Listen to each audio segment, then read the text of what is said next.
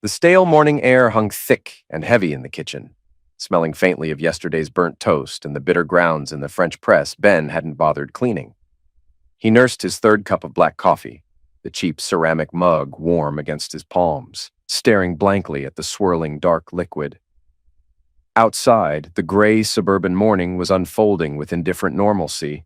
A lawnmower starting up down the street, the distant rhythm of traffic. Inside, the silence stretched, taut as a tripwire. Kathy slid into the chair opposite him, not gently. The wooden legs scraped against the linoleum, a sound that set Ben's teeth on edge. She didn't meet his eyes immediately, instead fussing with the collar of her silk robe, a ridiculously expensive thing he knew she'd bought last week. When she finally looked up, her expression wasn't guilt, wasn't remorse. It was clinical. Like a doctor about to deliver a diagnosis she expected him to simply accept. "Ben," she began, her voice unnervingly level, devoid of the tremor he might have anticipated. "There's something you need to know. I've been seeing someone."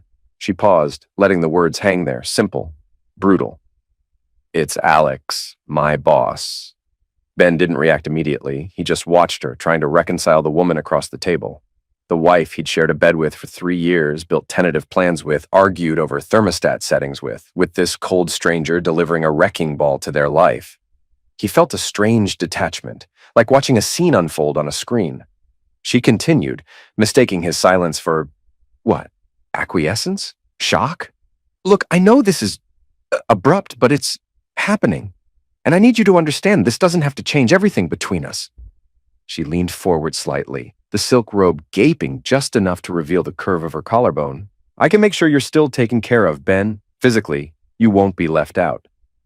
The sheer, unadulterated gall of it finally broke through the numbness. It wasn't even the affair itself, though that stung like hell. It was the presentation, the assumption, the utter dismissal of him as anything more than a household appliance requiring occasional maintenance.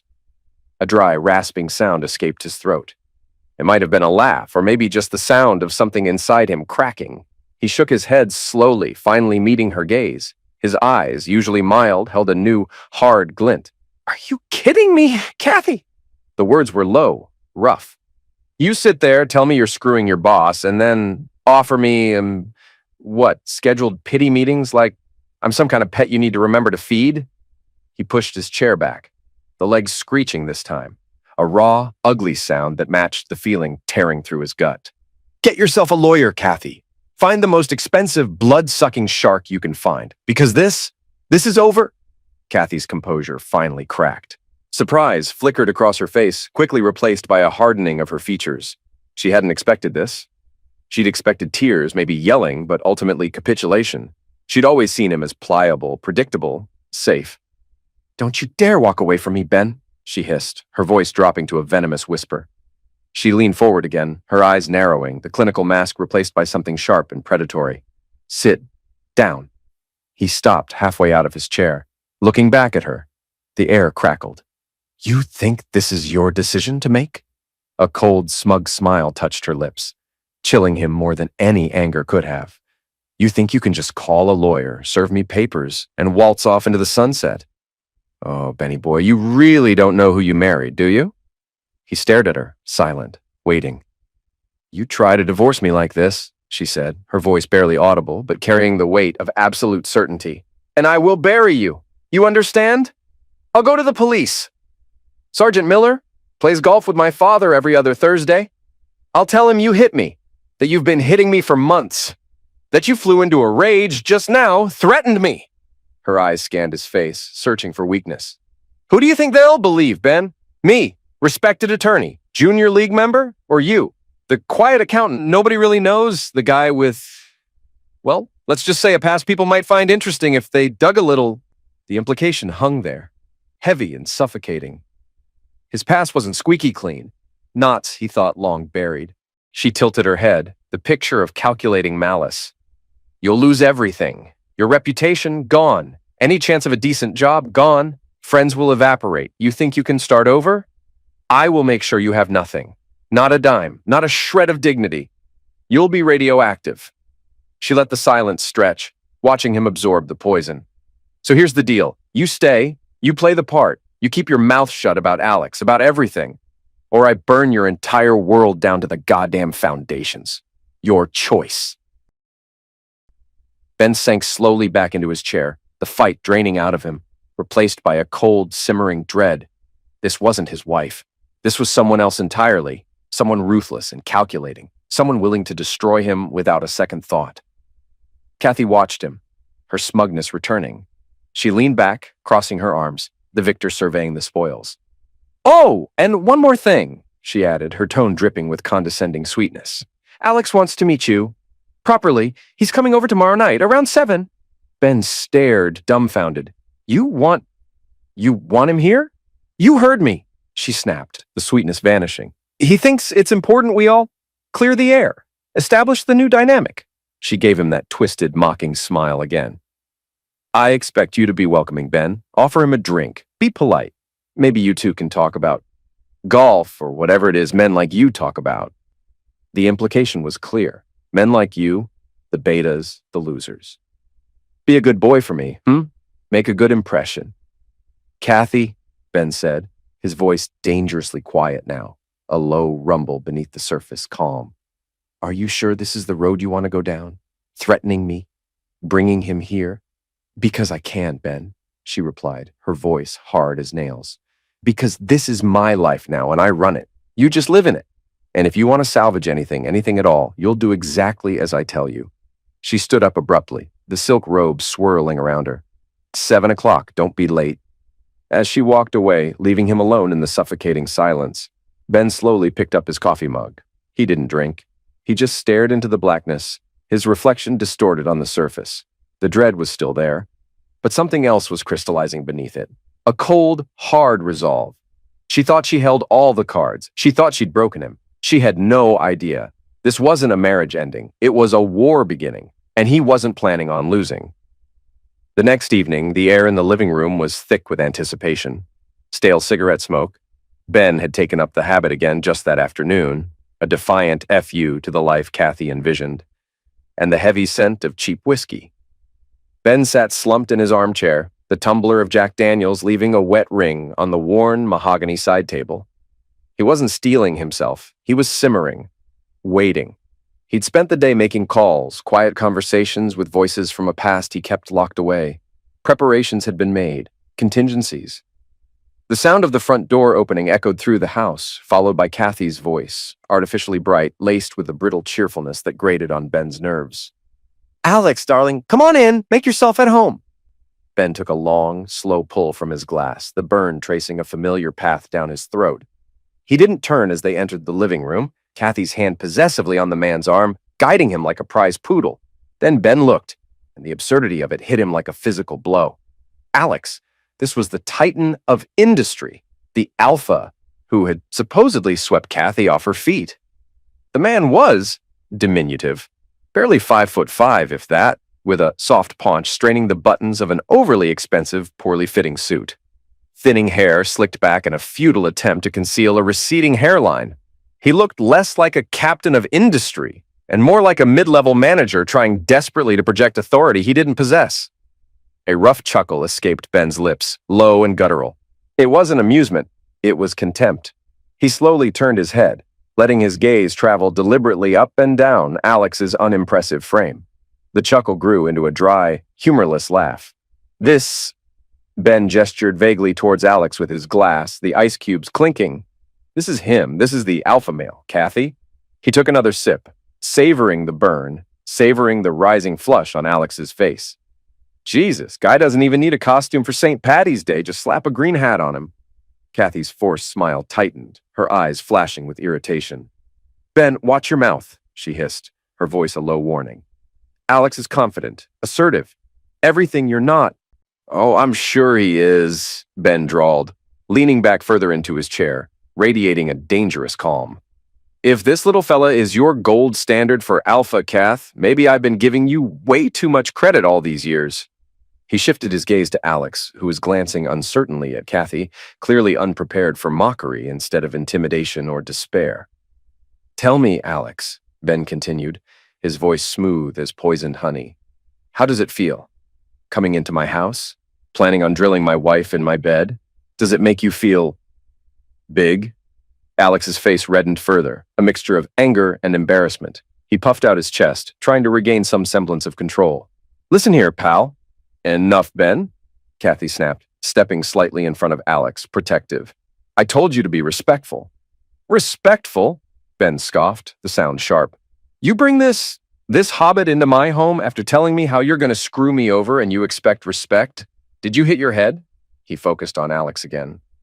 So, the plan is, you two shack up, take everything I own, leave me with nothing, that about the size of it? Alex, emboldened by Kathy's defense, straightened up, adopting a sneering tone. That's exactly right, Ben. We've discussed it. You're getting nothing, not a zip. Kathy deserves better, and I'm going to make sure she gets it. We'll take the house, the savings, garnish your wages. You'll be paying for this mistake for the rest of your miserable life. He took a step closer, trying to loom, which was physically impossible. And yeah, he added, a nasty smirk spreading across his face, tonight, after you crawl away somewhere, I'm taking her upstairs, to your bed. And there's not a damn thing you can do about it. Ben just stared at him, a strange stillness settling over him. The house? He asked, his voice dangerously soft. A slow, almost pitying smile touched his lips. You think you're taking this house? He chuckled again, a low, rumbling sound. Alex, you poor schmuck. This house isn't mine. Never was. Belonged to my mother. She passed 2 years ago. It's in a trust, untouchable, especially by adulterous gold diggers and their pet leprechauns. You won't see a penny from it. Alex's smug expression faltered, confusion clouding his eyes. He shot a glance at Kathy, who looked equally blindsided. What? But... And the job, Ben continued, pressing his advantage, enjoying the shifting power dynamic. The income you're planning on garnishing? Sorry to burst your bubble, little man. He took another slow sip of his whiskey. I resigned this morning, effective immediately. You what? Kathy gasped, her face paling. Alex looked utterly lost, the foundation of their smug plan crumbling beneath him. Resigned? You can't just... Oh, I can, Ben interrupted smoothly. And I did. So, let's recap. No house for you to take, no job, no income for you to bleed dry. Seems like your grand scheme just went tits up, doesn't it? He looked from Kathy's furious face to Alex's stunned one. He felt a surge of cold, hard satisfaction, the first genuine positive emotion in days. So, Alex, he said, his voice dropping again, the amusement gone, replaced by something colder, harder. Why don't you tell me again? What exactly is it you think you're taking from me? Because from where I'm sitting, looks like you walked in here with nothing, and you're leaving with even less. Alex, cornered and humiliated, reverted to playground tactics, his face twisting into a mask of impotent rage. You think you're so smart, huh? Think you're in charge? He puffed himself up again, taking another aggressive step forward, practically nose to knee with Ben, who remained seated. I'm the alpha here, got it? You do what I say. And right now, I say I'm taking Kathy upstairs. He leaned in, his voice a low sneer. And there's still nothing you can do about it. Then, with a sudden, impulsive burst of bravado, Alex swung his open hand. Crack! The sound echoed in the tense silence of the room. Ben didn't flinch, didn't even blink. He just slowly raised a hand to his cheek where the red print was already forming. A slow, chilling smile spread across his face. It wasn't a happy smile. It was the smile of a predator finally given permission to hunt. Alex, Ben said, his voice deceptively calm as he set his whiskey glass down with deliberate care on the table. I warned you. He stood up, unfolding from the chair, not with anger, but with a fluid, dangerous grace Alex hadn't anticipated.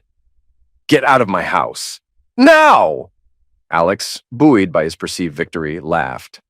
A harsh, grating sound.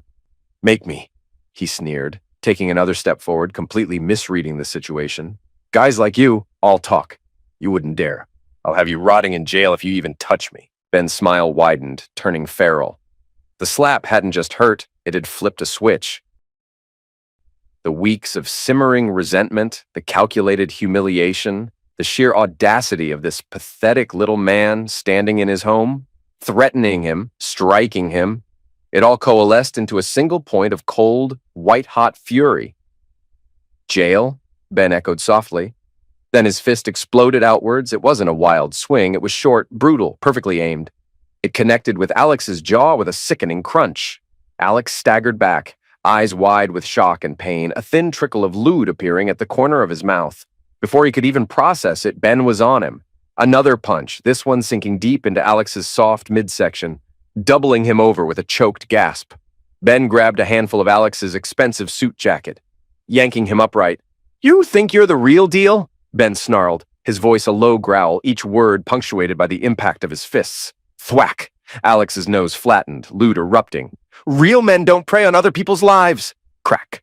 A rib gave way under a vicious body blow. Alex wheezed, struggling feebly. "Real men don't sneak into another man's home like a ducking rat!" Thump! A straight right sent Alex stumbling back against the wall. "And they sure as hell don't lay hands on someone unless they are prepared for the consequences!" Alex slid down the wall, gasping, trying to shield his face. Ben stepped back, breathing heavily, not from exertion, but from controlled rage. He surveyed the crumpled figure. "You're nothing, Alex," Ben said, his voice chillingly calm now. "Just a pathetic little bully who picked the wrong ducking house." Kathy, frozen in disbelief until that moment, let out a choked scream. "Ben, stop it! You'll kill him!" She lunged towards Ben, arms flailing, trying to pull him away. Ben barely registered her.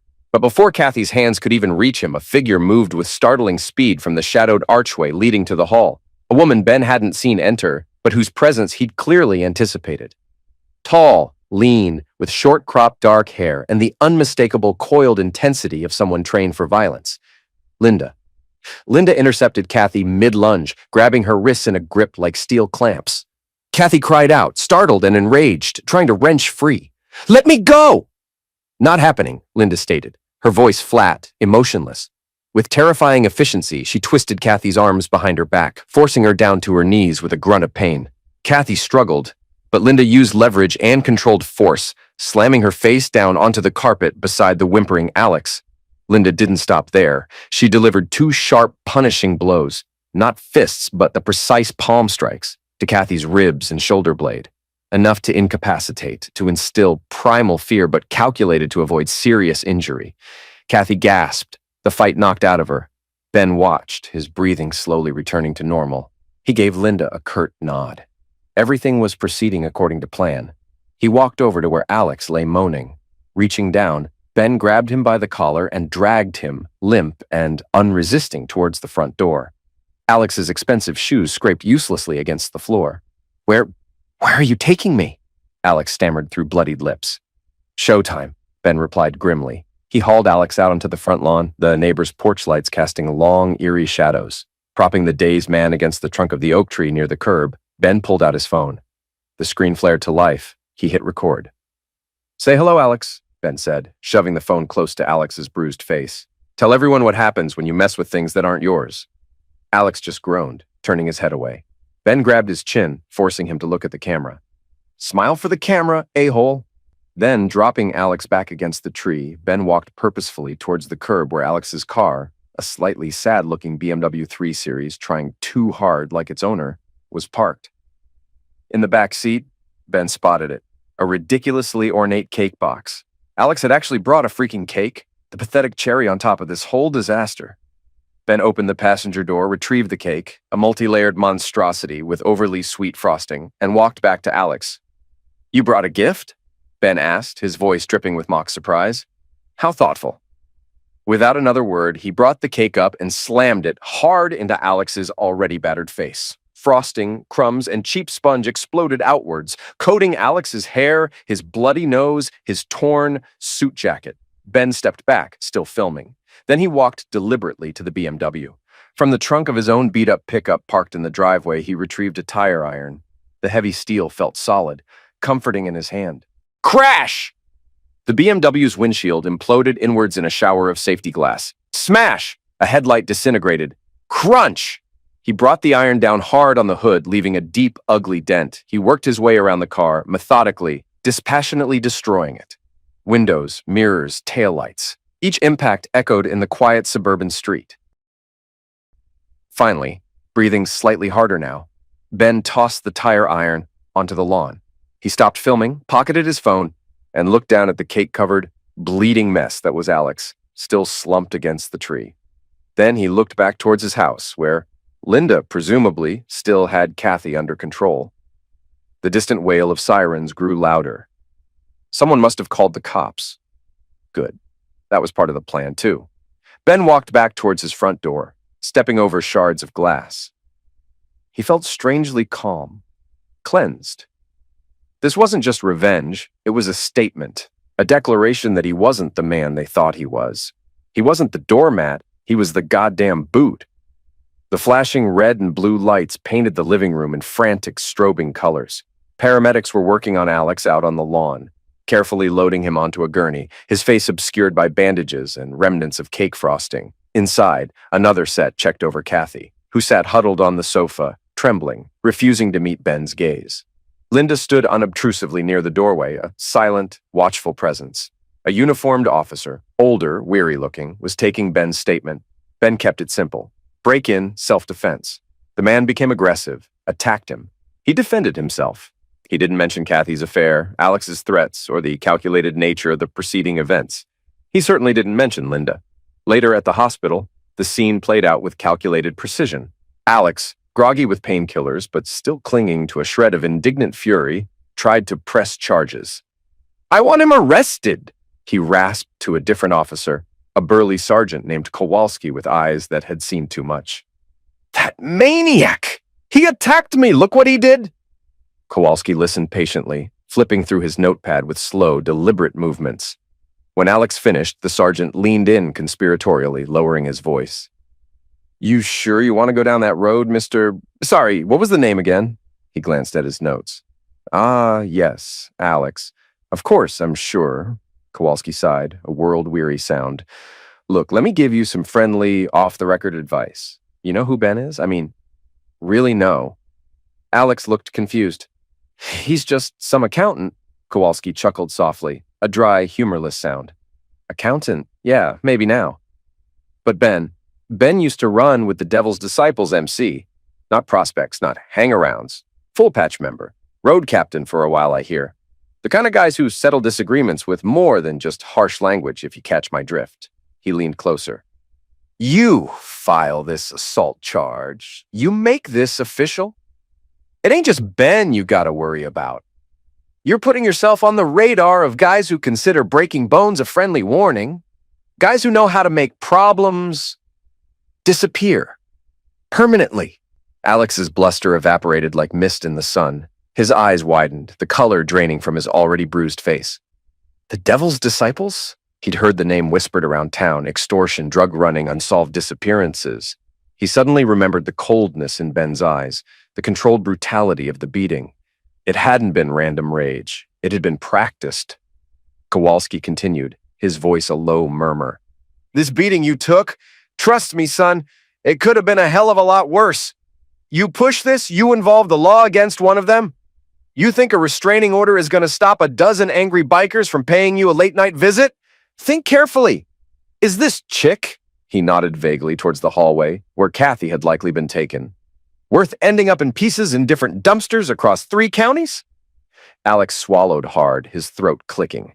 He could almost feel the phantom vibrations of motorcycle engines. The image of Ben's cold smile flashed in his mind. "No," he croaked, his voice trembling. "No charges. I tripped, fell down the stairs. It was an accident." Kowalski nodded slowly, closing his notebook with a decisive snap. "Wise choice. My advice, get out of town, far away. And forget you ever met Ben or his wife." He stood up. "Nurse will be in with some discharge papers when you're ready." Meanwhile, Kathy, physically less damaged but emotionally shattered, was being interviewed in another room. She tried to spin her narrative, the abusive husband, the unprovoked attack on her friend. But her story crumbled under the policewoman's skeptical questioning, especially when contrasted with Alex's sudden declaration of falling down the stairs. When Alex was wheeled past her room later, his face pale with terror, he caught her eye. "Leave it, Kathy," he whispered urgently, his voice hoarse. "Just leave it. Drop the divorce. Drop everything. Get out. He's not who you think. We messed with the wrong guy. Badly." He relayed the cop's warning, the biker connection, the sheer visceral fear in his voice finally penetrating Kathy's bubble of entitlement and rage. She stared at him, then back at the impassive face of the policewoman. The threats she'd made just yesterday morning seemed pathetic now. childishly naive compared to the abyss Alex's words hinted at. Biker gangs? Devil's disciples? Was Ben really connected to that? The quiet man she'd married, the one she'd dismissed as weak and predictable? A cold dread, far deeper than the fear of Ben's anger, began to creep into her soul. The days that followed were a master class in psychological warfare. Kathy, thoroughly spooked, quickly contacted a cut-rate lawyer Alex recommended, signing divorce papers that gave Ben everything, or rather, demanded nothing from him.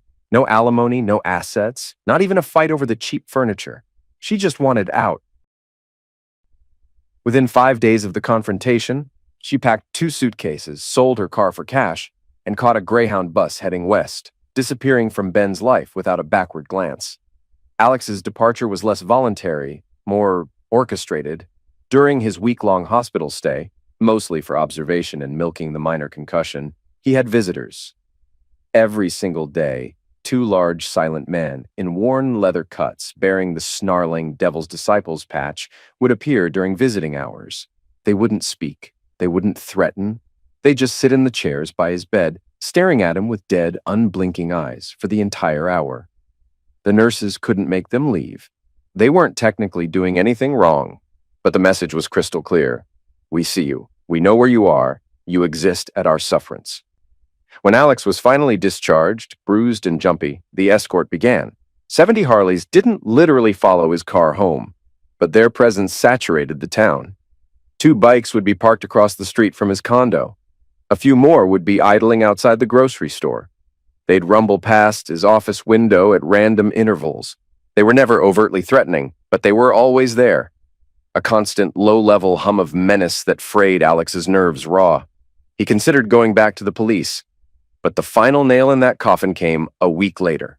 Driving downtown, heart pounding as a pair of bikers shadowed him 3 car lengths back, he saw Police Chief Martin standing outside the courthouse chatting with the mayor. Martin was wearing his uniform, but over it, casually unzipped, was a black leather vest. On the back, unmistakable even from a distance, was the Devil's Disciples MC patch. Alex nearly threw up in his car. It wasn't just a gang, it was the system. They weren't outsiders. They were woven into the fabric of the town. There was no escape, no one to run to. That night, Alex packed a single bag. He didn't bother selling his condo or his wrecked BMW. He just got into a taxi before dawn, went straight to the airport, and bought a one-way ticket to the furthest place he could think of, Anchorage. As the plane climbed, leaving the town and its suffocating network of unseen connections behind, Alex didn't feel relief. He felt like prey that had momentarily escaped the snare, knowing the hunters were still out there, and their reach was terrifyingly long. Weeks later, Indian summer. The heat clung stubbornly to the asphalt, even as the sun dipped low, painting the sky in bruised shades of orange and purple.